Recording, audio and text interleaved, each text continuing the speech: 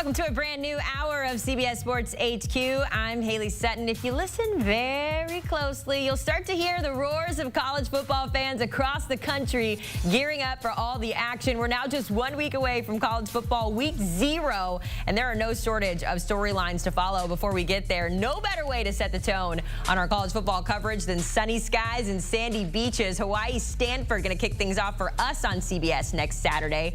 One of so many games rolling out next week. But in an era of change, more of it is inevitable. We're seeing reports this morning of a potential push to expand the CFP to include anywhere from 24 to 28 teams.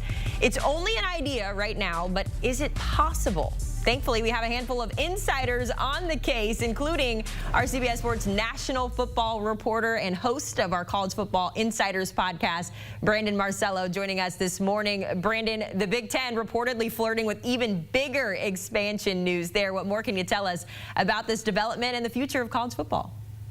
Yeah, earlier this week, Commissioner Tony Petitti started socializing to his membership an expanded playoff that goes beyond 16 teams. I'm told that he prefers one of those models right now and that he's been pitching right now. It appears to be a 28-team playoff, believe it or not, based off of my sourcing here in the early goings this morning. A 28-team playoff, much larger than the 16-team format that the Big Ten has really been socializing itself over the last several months. Remember, they want multiple automatic qualifiers for itself and the other power conferences, but right now they're focusing and working on internally in the Big Ten models that would go as large as 28 teams for the college football playoff. This is going to be fascinating to watch in the coming weeks. The power conference commissioners, for that matter, all FBS commissioners, do not meet again in person to discuss the CFP until September 24th, but they do have calls almost weekly. And I'm sure that once the Big Ten actually gets all their ducks in a row of what this format is actually going to look like and then get some approvals within their own conference from the athletic directors and presidents, they will try to pitch this to the CFP as a whole. And again, it's going to be fascinating to see how the other commissioners and memberships react to this, because we're in the 11th hour already. They need to make a decision by December 1st for the college football playoff format for 2026 and beyond. And the feeling was that if they weren't going to go to 16 with multiple AQs, they would just stick with 12. And now the Big Ten is pitching an even bigger, grander idea with as many as 28 teams. I can't wait to hear what the other commissioners think of this. Yeah, 28 is too much, Brandon. That's just what I am saying. But from your perspective, I know you said that this is still very early on in conversations and sourcing, but what do you make of a solution of what's next in this ongoing expansion saga in college football? I have no idea. No one does. And that's the thing. Anybody that tells you they know what's going to happen, they don't know, because 4 days ago, no one would have said in their wildest dreams that someone would be pitching a 28-team playoff. So, again, we're in the 11th hour here. This might be a negotiating tactic. You know, you always put out the other extreme out there, and if everybody goes, no, we don't want that, you go back to, what about this 16-team model we were pitching you guys didn't really like? Again, remember, the Big Ten and the SEC hold the voting control power on the CFP's format. If those two can't agree, they'll end up just sticking with the 12-team format that we will see this upcoming season. So the key stakeholder here is, can the Big Ten convince the SEC that a much larger playoff with as many as 28 teams is something they would be on board with?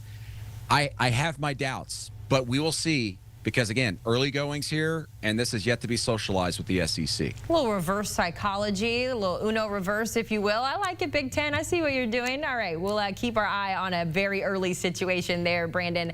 But with that, let's look ahead to the now, which is the 2025 season. Look, Billy Napier marked himself safe from that 2024 season, and now he's hoping DJ Lagway is fully ready for those QB1 duties. Of course, we know Lagway has been dealing with a calf injury. He's not really participated in any live action, only drills. Billy Napier did give us a little context about Lagway and his progress. He said, quote, I think he's doing great. I think he's on schedule. He's executing our plan, and I think he had a great day today. This, of course, was for ahead of their scrimmage or after their scrimmage. He said, I think he had his best day today. He took more reps today than he's been taking. Obviously didn't participate in the scrimmage, but He's hitting all his numbers from a throw perspective. The ball is coming out of his hand with more velocity than any time in his career. So, Brandon, it sounds like Lagway, despite the injury, is taking the steps needed, but we know he plays in the SEC. We saw what the Florida Gators did last year. Where are the concerns when it comes to the Gators and ultimately the health of their quarterback? Well, for me, it's that he has a history of injuries, and not just in one area. It's been his arm, it's been his shoulder, it's been his hamstring, now it's his calf. This is a guy that has yet to play a full season because he's young, not in addition to all these injuries. So can he stay healthy, even if he is healthy week one, throughout the season? That's a big question. And then elsewhere across the roster, they're dealing with a lot of injuries. Defensive lineman Caleb Banks has been out with a lower leg injury. They believe he's going to be okay for week one.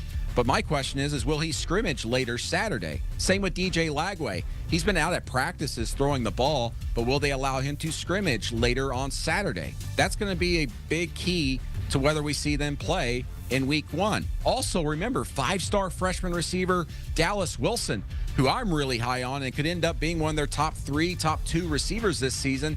He's also been dealing with a lower leg injury. He exploded in their spring game with 10 catches for 195 yards and a pair of touchdowns.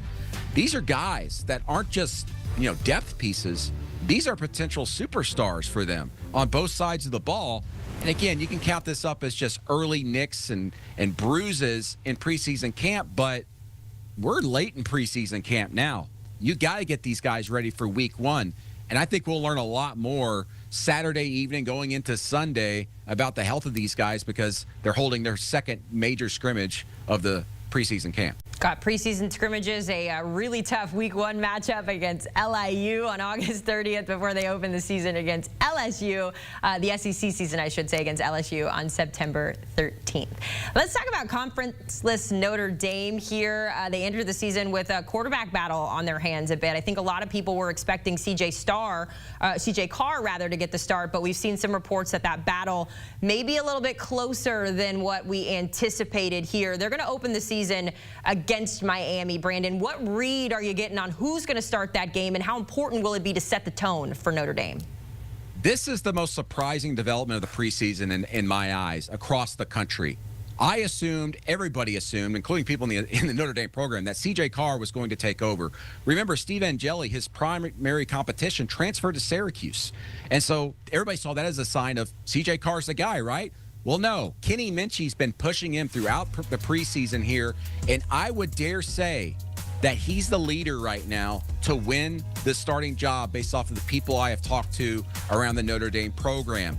Sunday, they hold a major scrimmage on campus, and I believe after that, they're going to be able to settle on who their starting quarterback is going to be, whether it's Kenny Minchie or CJ. And right now, I think Kenny Minchie, who has really come out of nowhere on all this, has the slight edge, and I can't believe I'm saying that right now. What qualities does Minchie have that have been so surprising to see how strong he's been in this quarterback conversation? He has more control of the offense. He's not prone to making some turnovers, making some mistakes. He doesn't take a lot of big chances, and that's really what the coaches have really liked. They kind of sided with so far. But again, coaches read a lot into live scrimmages when they go out there. Sunday is absolutely huge for Kenny Minchie, whether he can keep that slight edge or if CJ Carr can get back up and overtake him. All right, so one surprise in one quarterback battle. We'll see if there's a surprise in another QB battle at Ohio State. Julian Sayin versus Lincoln Kienholz. That's been the two fighting for QB1 reps, although it seems like the former Bama commit has the nod in this one. Kind of a two-parter for you, Brandon. What will this team look like if Julian Sayin is quarterback one? And what steps are you expecting this offense to take for Ohio State after the year they had last year? Yeah, Ohio State will scrimmage on Saturday. I expect Julian Sayin will end up being the starting quarterback. I've been told by sources up there that he's been performing very well this last week of practice and is starting to stretch himself out away from Lincoln Kienholz for that starting job. What will the offense look like? You still got Jeremiah Smith at receiver. You're still going to be able to stretch the field. It's not going to look much different as far as what we come to see from schematics, right? The question is that once they get into that and they start playing, can Julian play clean football? If not, they will shorten the field a little bit for him and start leaning on the running backs. But right now, it's full steam ahead for Iowa State. Their offense is their offense, no matter who's the quarterback there. And when you've got guys like Jeremiah Smith being able to stretch the field, he's going to make any quarterback that's out there look much better than they actually are. But right now, when we talk about that quarterback battle, it's the Alabama transfer, Julian, saying with the go-ahead nod right now, with another big scrimmage coming up later Saturday to maybe further solidify that. Time to put those final touches. The season is coming up literally next weekend. Brandon, Marcello, we know you will be on top of all of it as the season gets underway. We appreciate your time this morning, and you guys at home can appreciate his time on our new CBS Sports podcast, College Football Insiders. Marcello, one of just several really well-sourced, very plugged-in analysts and reporters for us here at CBS Sports HQ. They're peeling back the curtain and bringing you the latest when it comes to college football. You don't want to miss it. Scan that QR code right now to get locked in.